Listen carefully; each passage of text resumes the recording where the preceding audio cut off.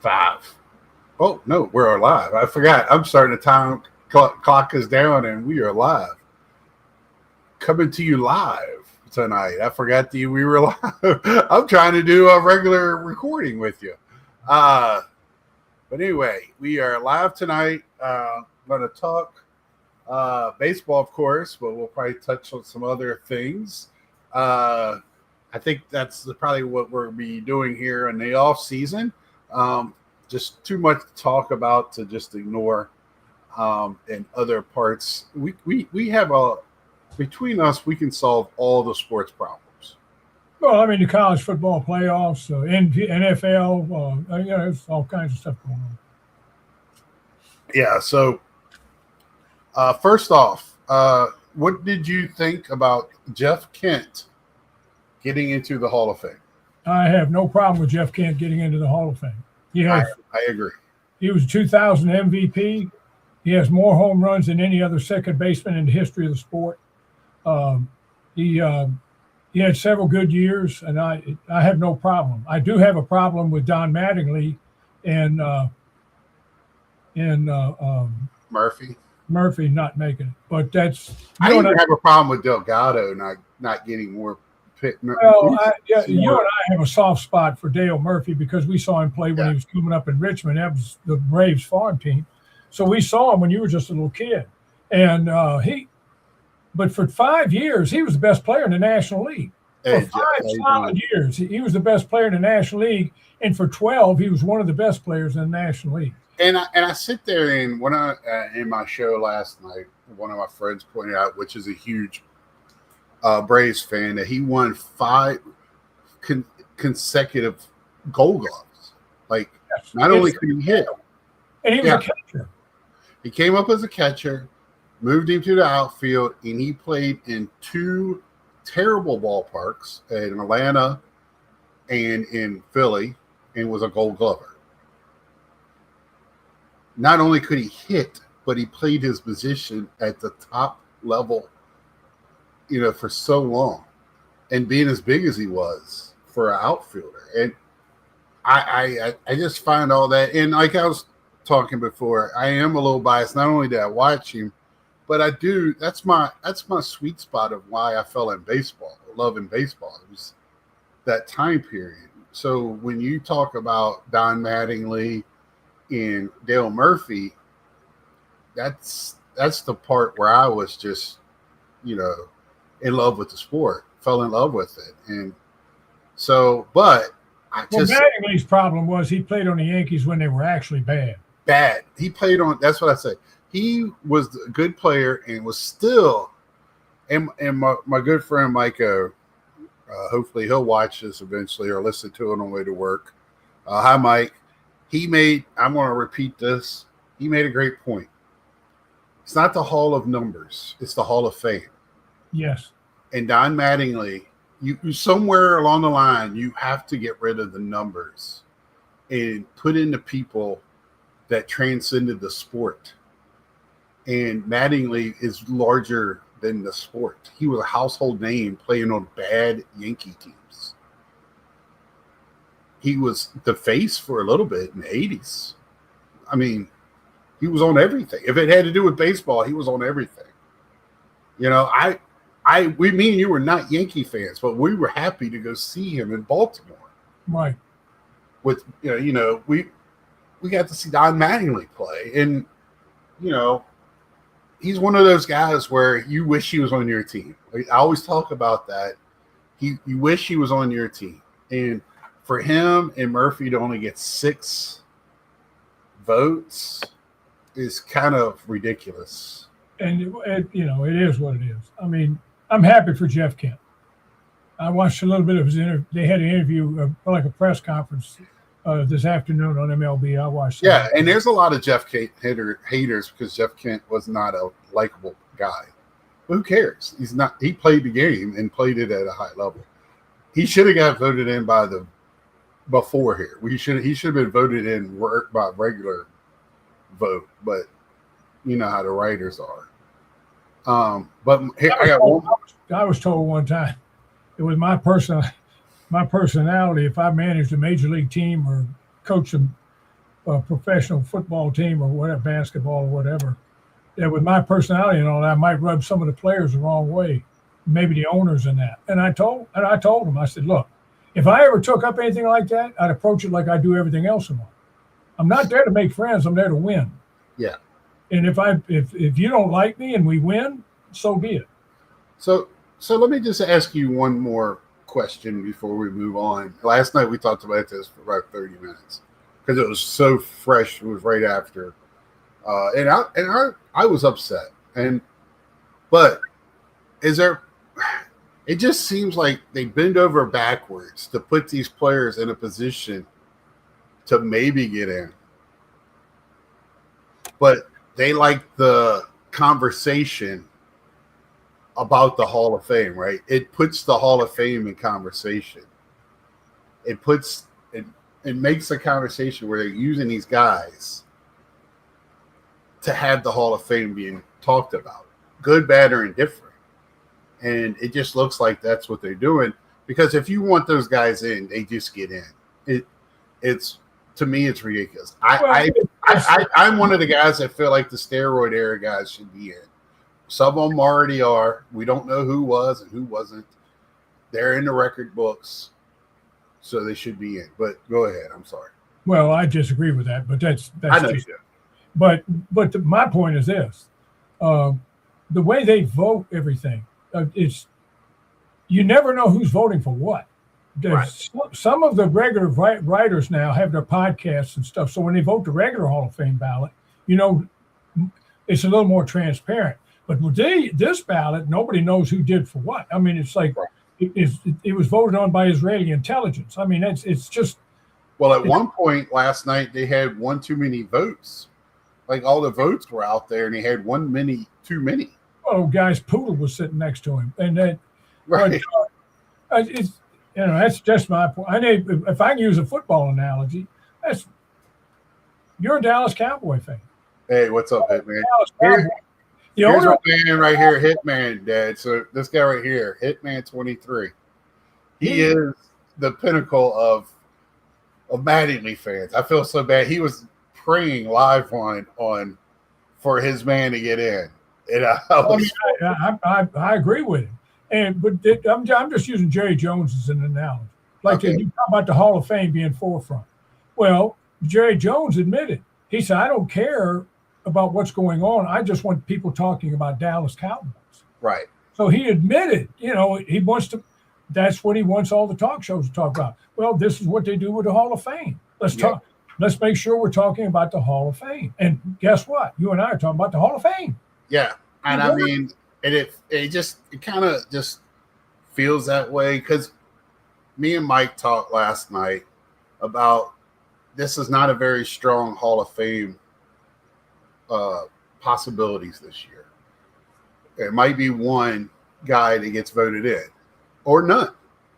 So why wouldn't you have 3 guys off of that list get in that would crush any guys that is on the list now? Right? Yeah. Well, it is what it rubs me the wrong way. They have their reasons. They vote numbers. It's more than numbers. Yeah, they vote numbers, and that's what they do. Yeah, I was hoping more X. I think it should be all X or all Hall of Famers that vote for these committees. The writers already had their chance, so why are they in the room for this vote? There was more writers and one historian, I quote, because I never heard of this guy. So there was one more non-player than it was ex-players, current Hall of Famers. So, somebody said last night that Chipper Jones turned it down because he didn't want to look biased towards Murphy. Bullshit. Be biased for Murphy. Murphy needs to be biased. He was too quiet of a guy, I think. Yeah. He was too quiet a guy, and Manley played on bad Yankee teams. Wait. There's another thing here, too. There is, what do you call it, like the behavioral, it's something else that they vote on, how a person conducts himself. Yeah, that's why Kirk Schilling's not in. Yeah. Not in there. But you couldn't ask for 2 nicer guys than Don Mattingly and Dale Murphy. I mean, doesn't that count? I mean, that's you got where, like, that out there. It's some part of of it. some of us are pulling for Mattingly to get another coaching job and hopefully win a World Series so he can get in as a coach, right? Like, I'm telling you, the saddest part, what's great about the Hall of Fame is it talks about the history. I love when I go, I can't wait to go back. I want to go back so bad. It is. If you're a baseball fan, it's just so great. You go through it, it's just the history. So it's got all these guys that are not Hall of Famers all through the Hall of Fame. And I always talk about the third floor because that's more of the modern record breakers. And a lot of these guys are really up front and center in that hall, but their plaques are not on the wall downstairs. So they are represented in a way in the history museum of the Hall of Fame. And that's one bright spot. So be that what it is, we'll wait till next year. Well, then we got the vote coming up later, which me and you will talk about again and give our non-numbers perspective on that. Because there might be something going on right now because they're at the winter meetings. And yeah, that's we're going to get into that now. I'm going to turn the floor over to you, Timmy. There's a few things I have that transpired. We didn't do a show last week because we had technical difficulties. That's right. And so we didn't do one. But the Boston Red Sox traded for Sonny Gray in cash, and they gave up pitcher Brandon Clark and Richard Fitz to the Cardinals. And, we've talked about how sports – and for all of you, for any of you guys that are watching this that don't know what I'm wearing a Washington cap. I'm also a big hockey fan. I'm a Washington Caps fan, and they're playing very well. So I can't wear Washington Commanders stuff because they stink. But this I can wear. So and Jeff will realize it because he's a Red Wing fan. I can tell by the little emblem up there. He's huge hockey. Yeah. He's a Red Wing fan. Now they've had some years now where they haven't been that good, but I'm old enough to remember Gordie Howe. So I'll just let you know that. Anyway, what else we got? Oh yeah, we were talking about streaming, where more of these games are being streamed. Like the NFL games on Christmas Day are on Netflix or somewhere, and I already pay $1 million for cable, and they sent me a notice saying it's going up higher, and because all the networks are charging them more, and so I don't stream any of those extra games. So they're all there. Well, it's gotten so bad that one of them, Netflix or somebody, bought the Peanuts Christmas and the Charlie Brown Christmas and the Peanuts Thanksgiving shows, and they're streaming, and you can't. So they're not on the regular networks anymore. Well, Netflix just bought Warner Brothers. Well, that tentatively. Right. It hasn't gone through yet. Right. Hasn't gone through yet. That's tentative, but yeah, you're right. Dylan Cease signed with Toronto 7 years, $210 million. That might set the bar for some of the other pitchers.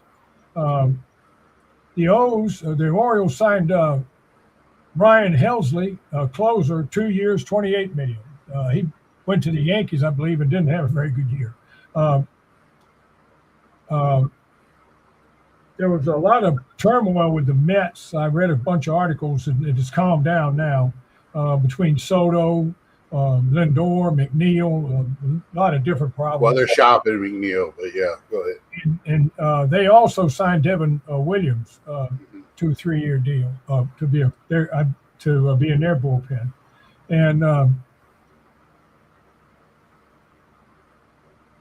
let's see.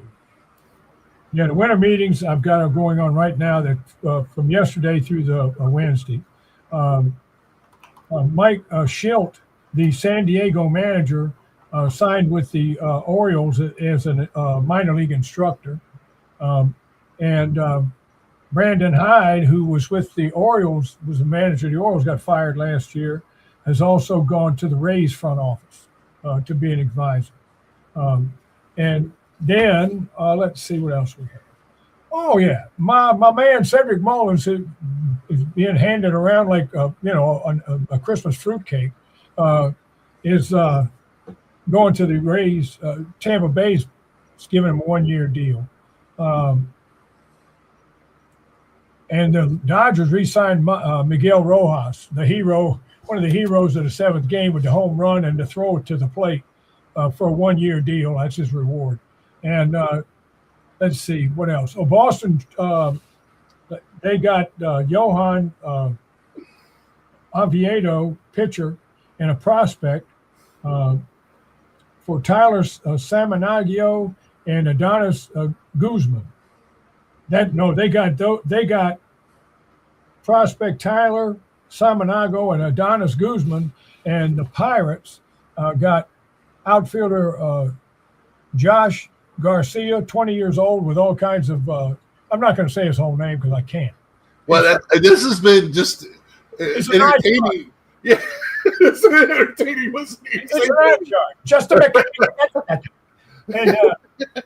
And Adonis Guzman. I can pronounce Guzman. But they get Jesus Treviusio. So they got a couple of kids. But, and I learned today that the Pirates offered Schwarber $120 million. So they actually have offered some money to somebody. Right. That's crazy. So they were saying that they were giving the Pirates kudos for offering and trying to get somebody. So hey, let's stop right there for a second, because that might be a prelude to something. 2027, right? Maybe the Pirates ownership, we're sitting here wondering if people are going to offer money. The Pirates are sitting there going, might be gambling that 2027 might bring a salary cap of some type.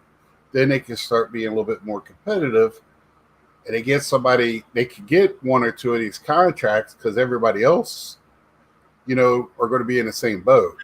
So I'm just throwing that out there. I'm just putting it out there in the universe. Just because we always got to remember 2027, we're going to be wishing there's baseball, I think. But we'll wait.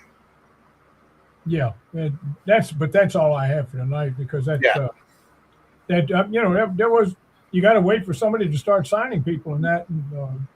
Well, last year we kept saying winter meetings. The one thing I do know is Pete Alonso has made a trip to the winter meetings. He's meeting with teams. So that's probably one of the biggest, if not biggest. Him and Bellinger. Once he gets signed, then some of those other guys will start the dominoes, I think. Well, this year. I think the first person that has to sign to set the bars is Schwarber. I think if Schwarber has to sign first, and then everything else will fall into place. So a DH, you have to find out where Schwarber's going, because if you want to bid on Schwarber, you're not going to bid on Tucker. Yeah, Tucker's out there. Because you're going to be putting your money with Schwarber. So now, if you want to find out what Schwarber's going to do before you make your next move. I just can't. I think he's. I think Tucker is going to be wearing pinstripes in New York. I really do. I don't. He fits in well there. Oh yeah, because of the short porch. I think he's going to sign with Toronto. No, the New York's going to be crying. They might be crying. I think Bellinger's going back to New York and Toronto and. Well, if going back to Toronto, man, that because I was talking last night. These teams might go to Cincinnati. That's his hometown. Right. These teams have to wake up and start putting the ball in play. Toronto and Tampa and some of these other teams that don't have the power. You look at Tampa, they had Vladimir Guerrero, Bichette, because Bichette sometimes flashes some greatness. He is a free agent as well. But the rest of Toronto is a bunch of no-names, but they could hit. Yeah, they do. Yankees do want Belly back. I think. Oh yeah, they want him back bad. Yeah. They want him back bad. So if Bellinger signs with the Yankees, Schwarber goes back to Philly, and Tucker. I mean, he'd be. You signed with Toronto. That team came that close. The Dodgers were fortunate to win that World Series. That team came that close. The Dodgers now have pitching, so you can't count them out. But they're getting old in the field. You're going to do it next year because you're going to pick them. What's that? I know Toronto won't make it to the World Series next year because you'll pick them. See, yeah. The year before, folks, this past season, we make our picks just right before the season started. Scott picked Boston to come out of the American League. So naturally, Boston's playing pretty well all year long, and then everybody gets hurt. The year before, they were strong at the end of the year. Yeah, but I was like, that's the team I'm talking about. Yeah, but then they got in that little. They made those errors and killed us. But then the year before, you picked Toronto. Mm-hmm. A year early. Yeah. So next year, if Toronto finds out you pick them, I'd lock my door. I'm going with Oakland. Yeah, the A's. They're in Sacramento. But anyway, you can definitely pick Oakland. They're not going anywhere. But I'm thinking if he goes to Toronto and he's in that lineup, and if they keep Bichette and he goes to Toronto and that lineup with Vlad Jr. and Tucker, that's pretty formidable. And that team would only be that much better.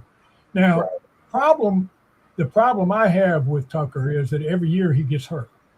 Every year he's hurt for part of the season. Every year. Now that's the way it is with a lot of players. Yeah, because they're so protective now. They don't play with injuries. Because they don't.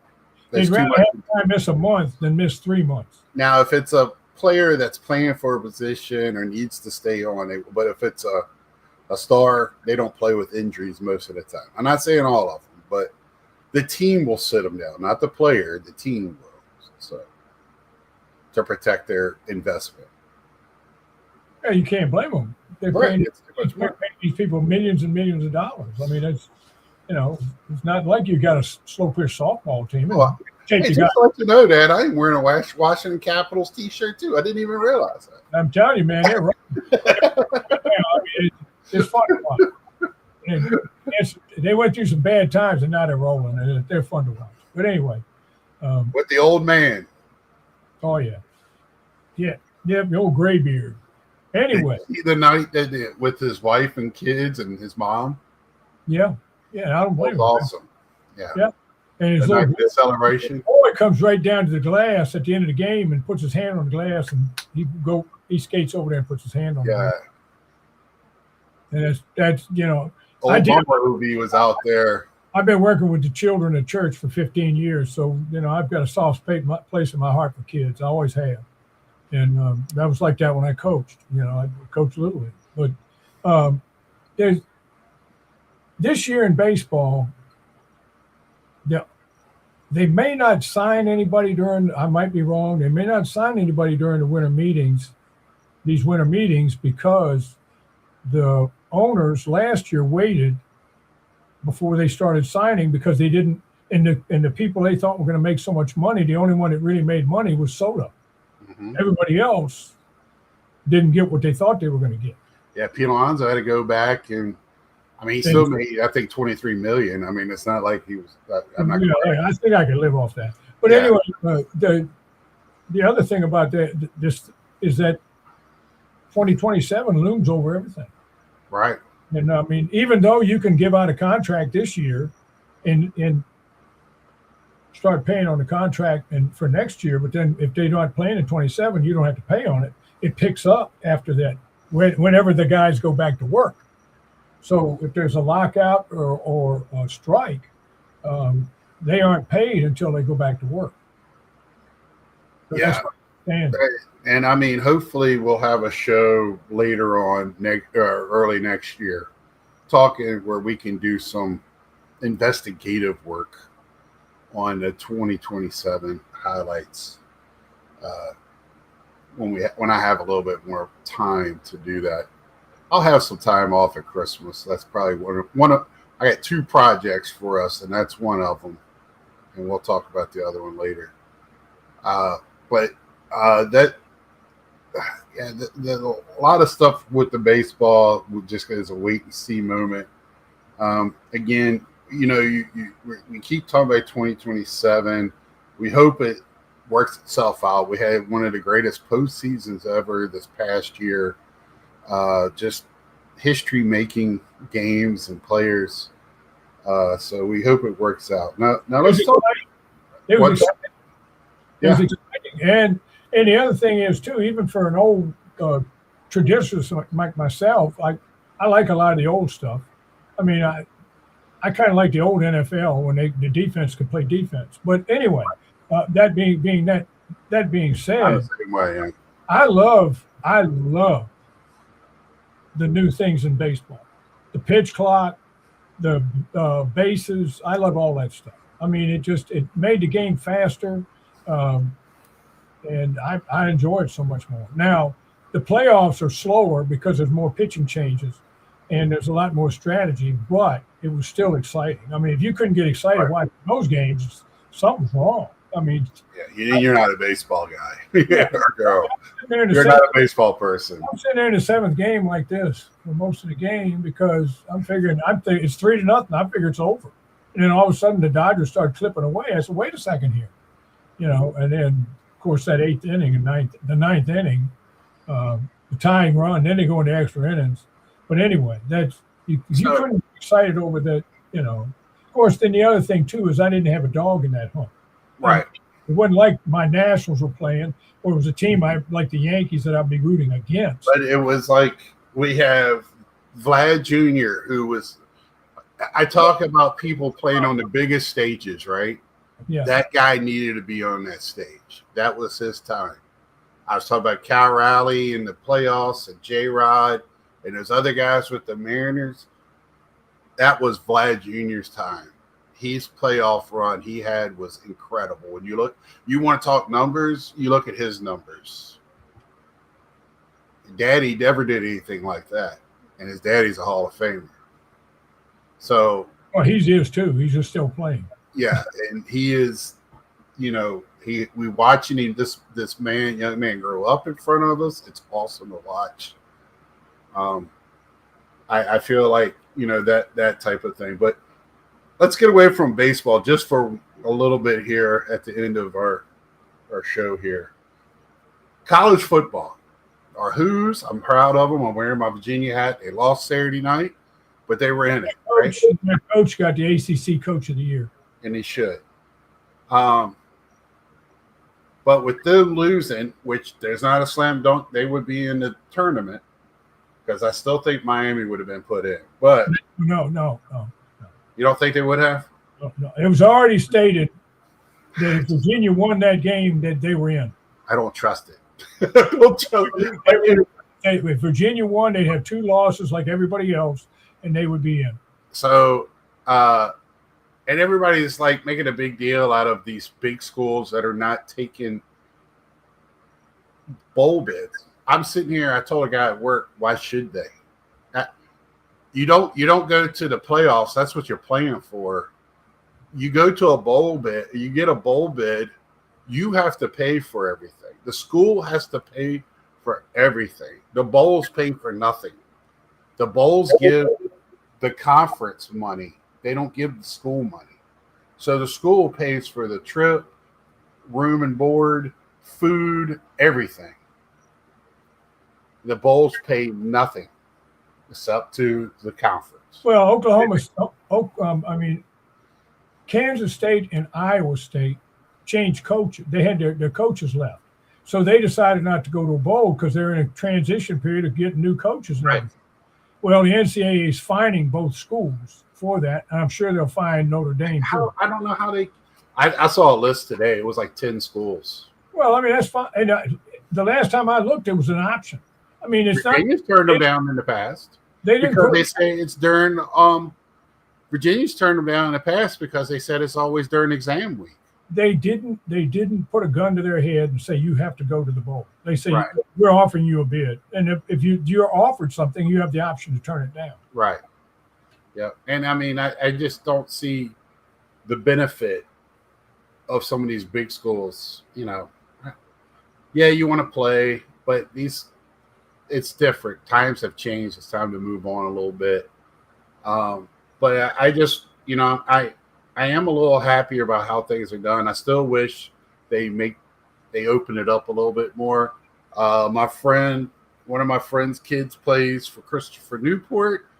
They were in the D3 playoffs, and I think it was like 24 schools in the tournament. Christopher Newport they went undefeated, won their division. They had a bye. They lost the first game, but they were D2 has 16. 16, yes. And so I mean, conference 16 with no bye. Yeah. And the 16 play one, and just do it that way, because this thing with Notre Dame and everything is crazy. I mean, it's just insane. And to me, I think they made the right decision. They just went around, but they're the NCAA, so they did it wrong. Right. They should have had them together the whole year, not wait till the last week. Oh, yeah, by the way, because they had Notre Dame ahead of them all year long. Now, if you looked at the records and everything, I mean, the one thing about Notre Dame complaining about all this is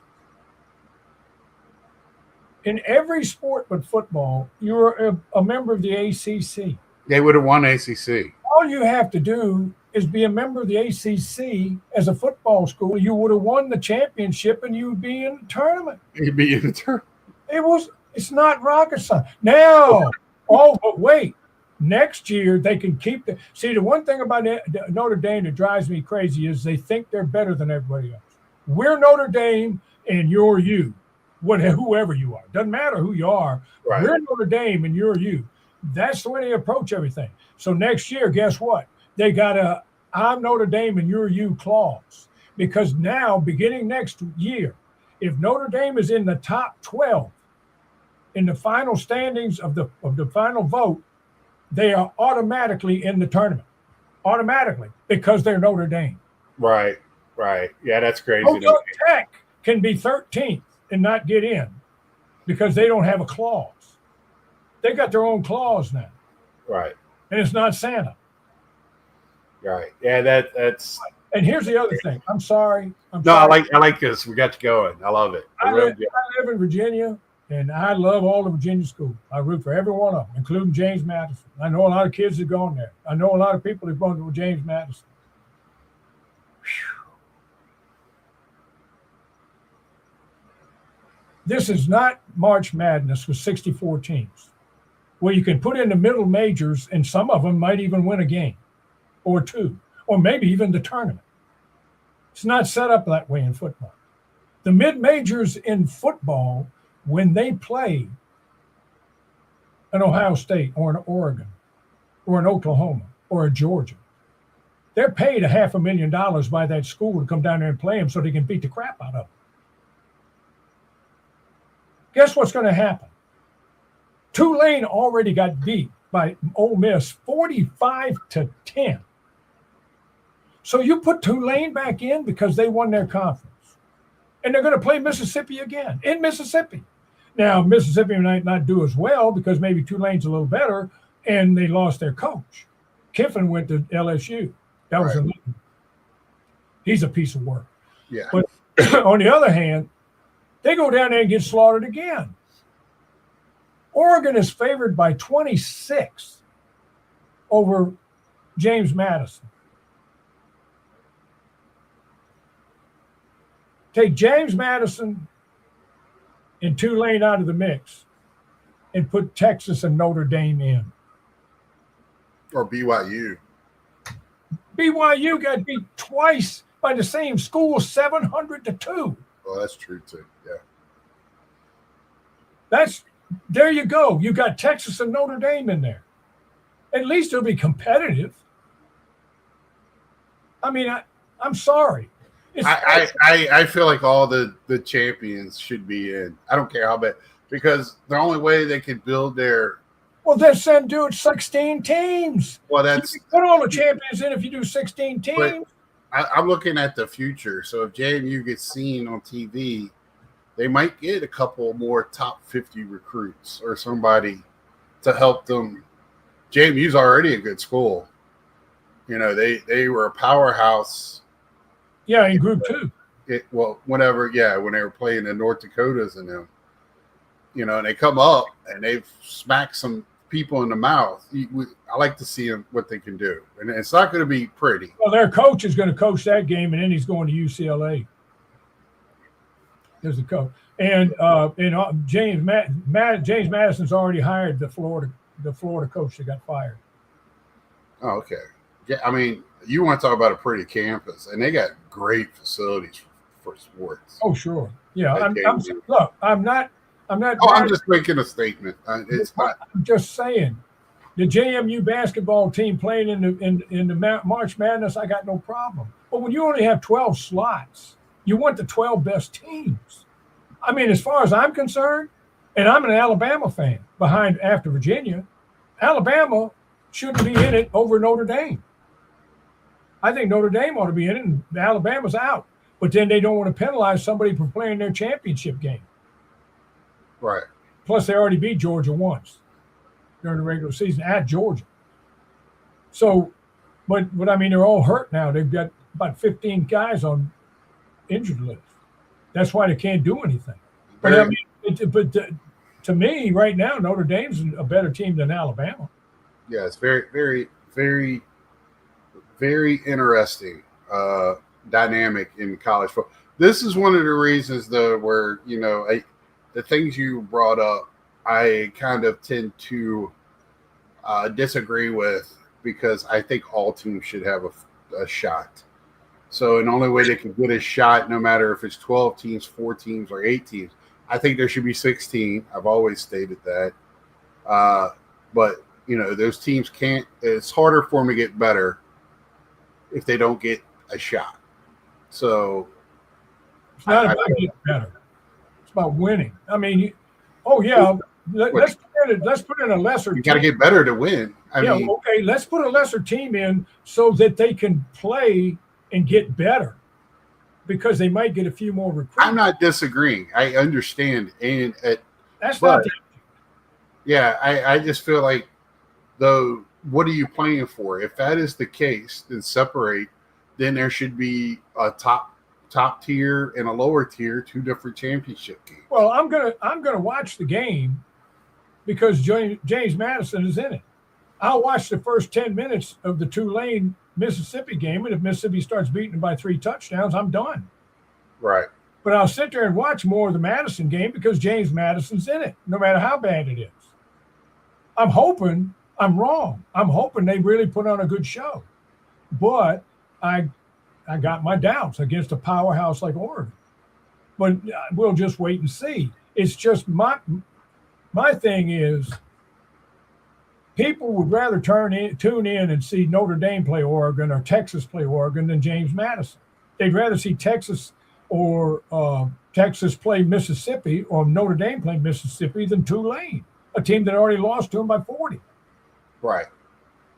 So I'm just saying. I thought it was great that Tulane got in and Notre Dame's out, but that's just because. Well, that's fine. I mean, it's good. I hate Notre Dame. So. Well, I mean, Notre Dame doesn't play it. They played 2 top 10 teams this year and lost to both of them. All they had to do was beat one. They lost to both of them. They don't have to worry about playing in a championship game somewhere and getting knocked off like BYU did or Alabama took a chance on. They don't have that. They sitting there independent in everything. The only thing they're independent in is football, because we're Notre Dame and you're you. Yeah, I agree with that. Anything else before we call this a night? I think I'm done. I'm done. My yogiism is he used to in the beginning of his career he roomed with a guy named Bobby Brown. And Bobby Brown, other than being a baseball player, was going to medical school. Yeah. And he was going to be a physician, and he wound up being actually a very good doctor. But he and Yogi were together, and Yogi loved comic books.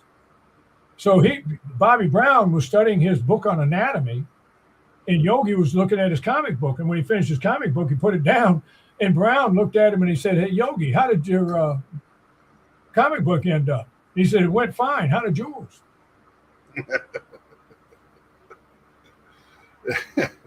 Oh my goodness. Well, okay, Dad. I thank you, and I thank you for your insights tonight. Sorry if we wound you up a little bit, but I knew we'd get you fired up with some college football.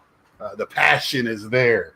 I love college sports. Yeah. So, thank y'all for tuning in. Let us know your thoughts down below, and we will see you next time. See ya.